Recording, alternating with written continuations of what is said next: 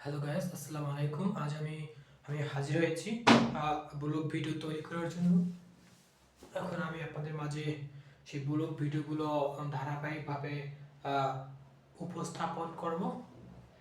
আপনারা আমার পাশেই থাকবেন আশা করি, এবং আপনাদের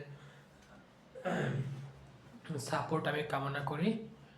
আমি এখন ধীরে ধীরে টপিকগুলো নিয়ে আলোচনা করব এবং টপিকগুলো সম্পর্কে ব্যাখ্যা বিশ্লেষণ করব। আসামির বিরুদ্ধে চার্জ গঠনের পূর্বে প্রসিকিউশন কোন মামলা প্রত্যাহার করলে ফলাফল হবে আসামির অব্যাহতি। হ্যাঁ,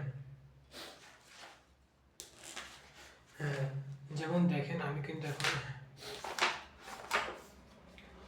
কিন্তু আমার এই যে এখানে আমি ছিলাম, যে বিষয় নিয়ে আমি আলোচনা করেছিলাম সেই বিষয়ের যাবতীয় ফৌজদারি কারণ 2007 জেলা ম্যাজিস্ট্রেট, ফৌজদারি কারণে 2007 এখতিয়ারযোগ্য জেলা ম্যাজিস্ট্রেট, জেলা ম্যাজিস্ট্রেট ফৌজদারি কার্যবিধি 2007, ফৌজদারি কার্যবিধি 2140 ধারা অনুযায়ী 2 মাস এর মধ্যে হতে পারে ফার্স্ট রিভিউ।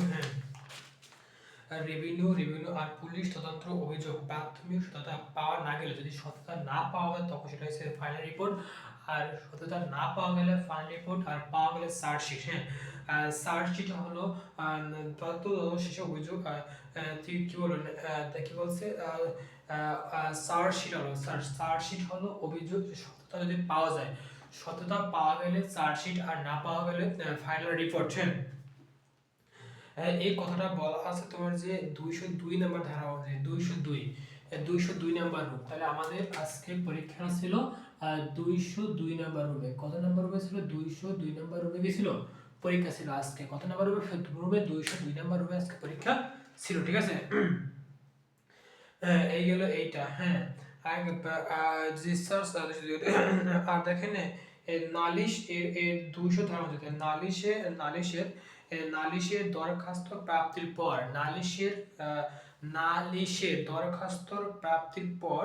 নালিশের দরখাস্ত প্রাপ্তির পর ম্যাজিস্ট্রেট অভিযোগকারীর জবানবন্দি ফৌজদারি কার্যবিধি কোন ধারায় রেকর্ড করেন?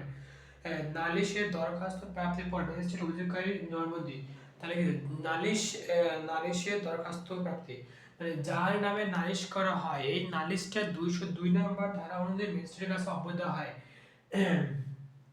তাহলে ফৌজদারি মামলার চার্জ গঠনের ক্ষেত্রে অপরাধ সংক্রান্ত কোন তথ্যটি উল্লেখ প্রয়োজন নেই। তাহলে কি শাস্তির কথা উল্লেখ না থাকলে এনাফ, শাস্তির